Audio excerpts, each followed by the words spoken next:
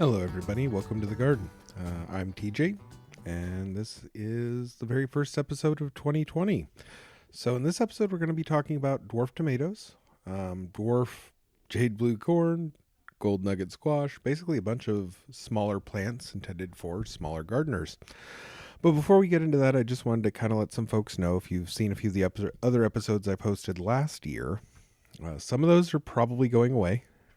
The interviews will stay. I'll just edit some stuff around them so they make a little more sense. But I'm pivoting full bore into gardening with kids and garden-based learning. It's what I do for a living. I'm a garden educator, and I have two beautiful daughters who I will be teaching practically every subject I can help with through my garden. So it's a topic I have a little bit of knowledge about, I have a little bit of experience in, and it's something that's very near and dear to my heart. So going forward, these episodes will focus on giving you guys activities you can do with kids in the garden, helping kids work around their limitations in the garden. Tiny seeds are sometimes hard for tiny hands. Some plants are just not best suited to working with kids, that sort of thing. Tips with the tools that you can use with kids, ways to make all that work out better for you. And basically just giving, parents and grandparents something to do with their kids on the weekend, homeschoolers, giving them some tips and tricks for how to use their garden best to help with the education they're already providing, and teachers and other educators helping them basically have ideas they can hopefully develop into better curriculum and ideas. There are a lot of amazing school garden programs out there right now. I've actually recently become aware of several out of Texas. There's one right here in California, not too far from me. There's, of course, a program I already work for. There's another program in town that does a similar thing, and they're all great. Some of them are a little more limited than others. Some of them don't have the funding they should. But the sad side is there are a lot of school gardens out there that are failing or have already failed. Not everybody does as good as the Bronx Green Machine, or the Green Bronx Machine. I can't remember exactly how that one works out.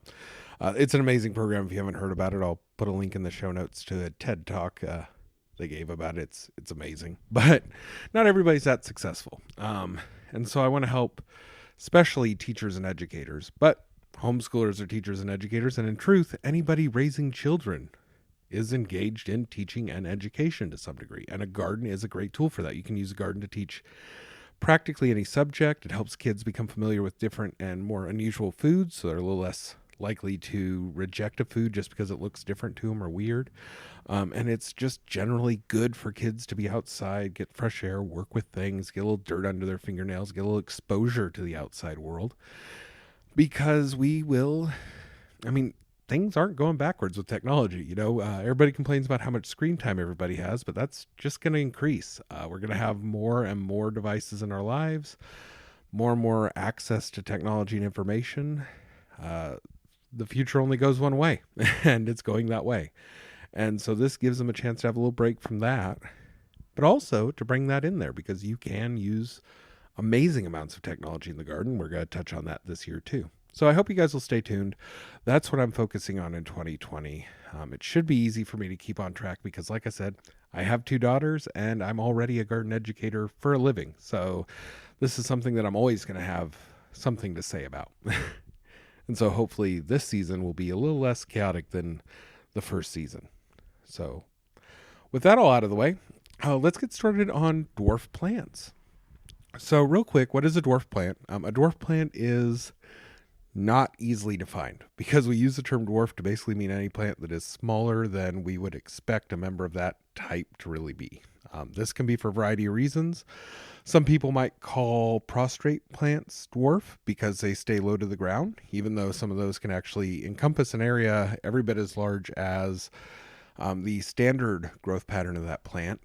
If they grow in a prostrate manner, and prostrate just means it grows flat on the ground. Any plant you see where, there's one form that grows into, say, a bush, and then there's another version of it that grows completely flat on the ground as a ground cover. The ground cover version is the prostrate version. So with prostrate plants, some people might call that a dwarf. There are varieties of plants that are just smaller. There's a dwarf potato I've seen. It's hard to get a hold of. I actually want to get a hold of it, and I will probably be doing a show on it if I ever do more ornamental stuff. It's this beautiful little dwarf potato. It produces these gorgeous little flowers. but it stays small. The whole plant stays very small. And so the plant as a whole is small in that case. That's a dwarf. But in a lot of crops, when we say dwarf, what we really mean is the internode length is very short. And the internode is that length between where you have the leaf and the bud and the next leaf and bud. So that stem length in between leaves is shorter, which often means you get a much more compact and easy to work with plant that is still as productive as a full-size member of that species might be. That's not always the case. Some of them you do take a little bit of a production hit. But in general, they're basically just the same plant, but shorter. A big part of what they call the Green Revolution came from this. We actually bred short varieties of corn and wheat, especially wheat, by hybridizing in the case of wheat, we used dwarf varieties of wheat from Japan and hybridized them with high-yielding varieties from Mexico. The problem was the high-yielding varieties from Mexico had very long stems that tended to break when the wind hit them. And so you could lose a whole crop on a windy day. But by crossing the two, you were able to have the same yield, but in plants that were shorter, sturdier, and didn't blow over in the wind.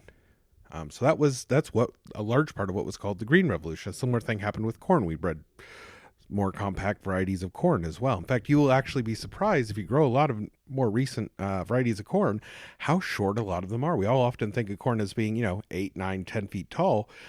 A lot of modern varieties of corn are 6, 5, 4 feet tall. Dwarf Blue Jade, which is one of the dwarf varieties I wanted to talk about today, I grew that. That can be anywhere from 3 to 5 feet tall. And a lot of them were actually 3 feet tall. There were a couple of taller ones I thought were the Dwarf Blue Jade, but seed from something else had gotten mixed in. We'd also grown Glass Gem the year prior, and a couple of those seeds got mixed in when we were planting them. So I was worried that this wasn't going to grow as directed, and it turned out they totally did. I just had 2 different corn varieties in there. But yeah, Dwarf Blue Jade is a short, compact corn. You can actually grow it in a pot. I've done it. You're going to want to plant, 3 or 4 plants in the pot. And you're going to want to give that pot a lot of fertilizer, but it is totally doable, and I've done it. But yeah, and it's all about those internode lengths. Dwarf tomatoes, which I did a whole interview with Craig LaHoulier. No matter what I do with the channel, I'm keeping that interview because it was great. Him and Patrina Nuske Small, I believe is how you pronounce her middle name, Nuske. Patrina Small, let's go with that, so I don't offend anybody. But they were both great. I'm keeping that interview no matter what. But they talk about the dwarf tomato project they did. Those dwarf tomatoes are 4 to 5 feet tall max. They don't become these big sprawling monsters. You don't have to trellis them really high up. They stay nice and short and compact and easy to pick for kids. And they still produce close to the same amounts of fruit that a full-size variety might produce, especially when you consider that these are mostly based on heirlooms, which traditionally aren't as high-yielding as modern hybrids. So you might not get as much as you would get if you planted a modern hybrid there, but you're definitely going to get as much as you would get if you planted an heirloom variety there. So that's kind of handy when working with kids. Another thing is they're also working on a lot of micro dwarf tomatoes. And I just actually found out that Tomatoville, which was a big place where Craig coordinated the dwarf tomato project, it's also where a lot of the work on micro dwarfs has been going on. That is actually closing, which is really sad. I hope the development continues though, because those micro dwarfs are really interesting. They are very small dwarf determinate types. So they are, little tiny tufts of green that produce a ton of tomatoes for their size, all in one big flush, and then they die. So they're not long-lived. You're not going to have a whole season out of them, but you can plant them in succession, and you can plant them in small, 5-gallon or less pots and still get a pretty good yield. You can use the same kind of pots that you'd have on your patio with little ornamentals. You can grow a tomato plant in there and get a decent yield. The cherry types are the more popular right now, but there are varieties that produce beefsteaks and other larger types. So that's definitely something to keep on the lookout for. Another thing is they're not really dwarfs, but there are a lot of small compact peppers. Pepper plants in general aren't very big. They tend to be about the same size as a dwarf tomato. There are varieties that will get big, and sometimes you'll just get a freak plant that grows huge. Folks across the street from me have a jalapeno. They've overwintered for, I want to say 3 years now, because peppers can be perennial if you overwinter them, especially here in California. And they've managed to keep it alive for a couple of years at least. And it's huge. It's 6 feet tall, big bushy thing. Produces a ton of peppers for them every year. So pepper plants are also another small variety. One I actually found out recently is gold nugget squash. Gold nugget squash is really cool to me. They stay about the size of a zucchini plant or similar. They aren't the big sprawling squash, right? They stay nice and compact, so it's a big tuft of foliage, but they produce these kind of, people have compared the flavor to like a sweet potato. That's kind of what they were bred to replace in zones that have short seasons and can't grow sweet potato. But it's a sweet potato consistency and flavor in the flesh, but they look like little pumpkins. So it's a great way to kind of get your pumpkins in. You won't really be using them as jack-o'-lanterns necessarily, but they're good for eating. And so you can actually get a bunch of little pumpkins in on a very small plant. Another fun dwarf variety floating around are dwarf peas. Now, you wouldn't think you'd really need dwarf peas because you can actually grow peas in pretty small areas. But the advantage with dwarf peas, especially if you're planting in beds, they're all obviously things like I want to say it's the Tom Thumb pea. They're very tiny and they go really well in little pots. But the really cool thing is you can plant these very densely in a flower bed or garden bed and get a pretty high yield in a pretty small place. And they stay nice and short, and they would make a really great sort of ground cover in an otherwise ornamental bed. You could basically, in all the areas in between your ornamental flowers, it would normally be just flat, boring garden soil. You could pack those in with dwarf pea types, which will form a nice ground cover, and you'll get peas in fairly large abundance.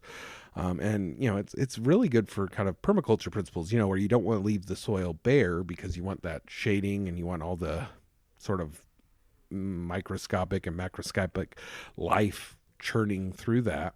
It's really great for that, especially if you can get the dwarf tendril peas, the ones that don't actually have leaves, but they just have tons of tendrils. Those would form a pretty dense little mat. So that's another use for dwarf plants. But yeah, so dwarf plants, really great idea for working with kids. They stay nice and compact. You can stick them anywhere, even places you wouldn't normally think you could have a garden. You could keep them in small pots on a windowsill. The dwarf tomatoes only need about a 5 to 10 gallon bucket. The micro dwarfs can get along with much smaller than that. And you could even squeeze in some squash. So I hope that was helpful. I'll see you guys next week with another idea. If you have any questions, tips, tricks, especially if you're a school gardener with questions about your school garden, or you just want to share information about your school garden, I'd love to hear about them. You can reach me at 661-368-5177, or you can use the contact page on our website and shoot me an email.